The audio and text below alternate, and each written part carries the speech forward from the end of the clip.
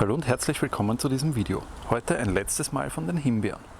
Nein, keine Angst, ich werde sie nicht ausgraben und endgültig beseitigen. Immerhin haben sie mir in all den Jahren jetzt schon sehr schöne Erträge gebracht. Aber damit das so bleibt, müssen sie natürlich immer gepflegt werden. Und genau darum wird es heute gehen. Ich zeige euch, wie man Himbeerstauden fachgerecht zurückschneidet und wie man erkennt, welche Ruten man lieber stehen lassen sollte. Aber dafür gehen wir mal etwas näher heran. Am besten lässt es sich an diesem Beispiel erkennen. Hier haben wir einen sehr verholzten Trieb mit vielen Seitentrieben und teilweise sogar mit den Blütenansätzen von diesem Jahr. Das ist ein alter Trieb, wohingegen dieser Trieb hier hinten eine neue Rute darstellt. Hier sieht man, dass noch kaum Seitentriebe vorhanden sind und nur Blätter wachsen. Auch der Stiel ist noch grün und noch überhaupt nicht verholzt. Auch im Zentrum der Pflanze kann man erkennen, wo es sich um neue Triebe handelt und welche Triebe schon älter sind und weggeschnitten werden können. Aber warum schneiden wir überhaupt?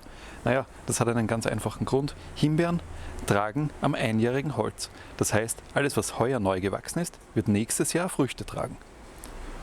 Und da wir das erreichen wollen, schneiden wir einfach unbenötigte Triebe weg. Die kosten der Pflanze nämlich nur Kraft und bringen nichts mehr. Es gibt auch verschiedene Philosophien. Manche schneiden jetzt wie ich im Herbst, andere auch erst im Frühling. Ich bin der Meinung, dass eine Pflanze weniger Material besser durch den Winter bringt.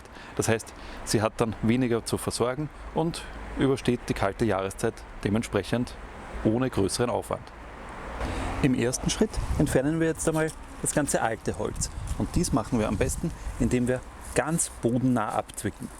Hier ist eine scharfe Schere von Vorteil, dann geht das Ganze ganz einfach von der Hand. Wenn alle alten Ruten entfernt sind, und hier gab es nur eine, dann können wir noch versuchen, die Himbeerpflanze auszudünnen. Hier wachsen zum Beispiel zwei Ruten extrem nah beieinander. Da entscheide ich mich einfach für die längere der beiden und schneide die andere ebenfalls bodennah ab.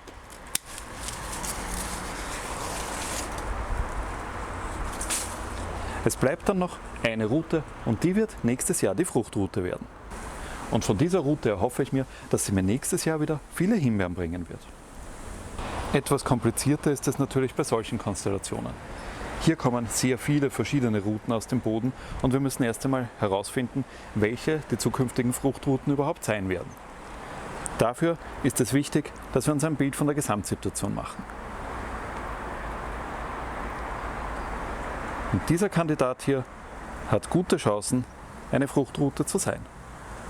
Hier sind noch keine Verästelungen zu erkennen und auch noch keine Blüten- und Fruchtansätze von diesem Jahr. Deshalb werden wir uns diese Rute hier merken. Es ist die mit dem noch leicht grünen Stamm. Hier in einem etwas anderen Blickwinkel, ist aber trotzdem noch dieselbe Pflanze, können wir uns an den Schnitt machen. Hier haben wir ein paar alte Ruten, die kommen wieder bodennah weg. Und dass euch das nicht zu langweilig wird, das Ganze jetzt im Schnelldurchlauf.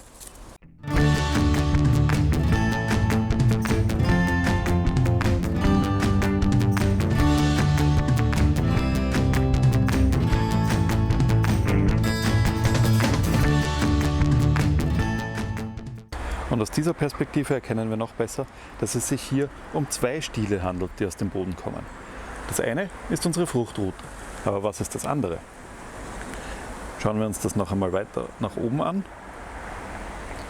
Und auch hier erkennen wir kahl, verästelt, mit alten Fruchtansätzen. Das heißt, auch die kann weg.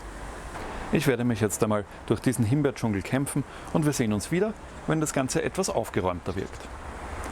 Dann könnt ihr auch gut vergleichen, wie es nachher aussehen kann.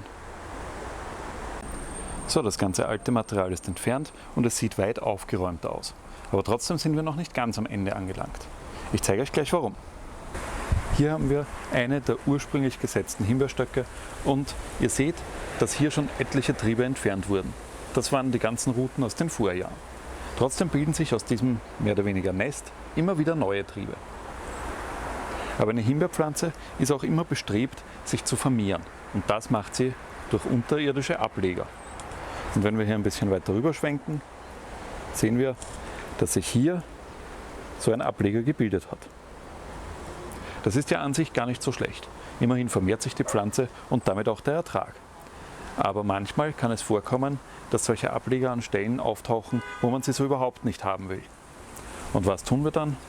Na klar, ausgraben, in einen Topf umsetzen und den Ableger entweder weitergeben oder an einer anderen Stelle wieder eingraben. Und auch solche Stellen gefallen mir nicht besonders. Hier haben wir 4 verschiedene Routen auf einem relativ engen Raum. Da werde ich wahrscheinlich auch auf 2 Routen reduzieren, um das Ganze etwas lockerer zu halten und dann nachher bei der Ernte weniger Probleme zu haben. Und ich werde auch solche Routen entfernen wie diese hier. Die ist einfach viel zu weit hinten und würde mir dann nachher Probleme machen, weil sie sich weiter nach hinten noch ausbreiten würde und da komme ich an die Himbeeren dann einfach nicht mehr ran. Der hintere Bereich ist für die Fliederstöcke reserviert und das soll auch so bleiben. Deswegen muss diese Himbeerroute weichen. Und noch ein letztes Mal der Gesamteindruck. Ich muss zugeben, viel steht nicht mehr, aber was nach radikalem Kahlschlag aussieht, wird sich spätestens nächstes Jahr dann bezahlt machen, wenn die Pflanzen genug Platz haben, sich auszubreiten und fleißig Früchte zu tragen. Im Frühling werde ich ihnen wahrscheinlich noch ein Rankgestell spendieren, damit sie dann hochgebunden werden können und noch mehr Ausbreitungsrichtungen zur Verfügung haben. Die beiden anderen Pflanzen wurden auch auf jeweils eine Route reduziert, die dann auch entweder an einem Stock oder an einem Rankgestell aufgebunden werden. Und im Hintergrund könnt ihr den Salbei erkennen, der kommt aber in einem weiteren Projekt. Das war's dann auch schon für heute. Ich wünsche euch eine angenehme Woche und bis zum nächsten Mal.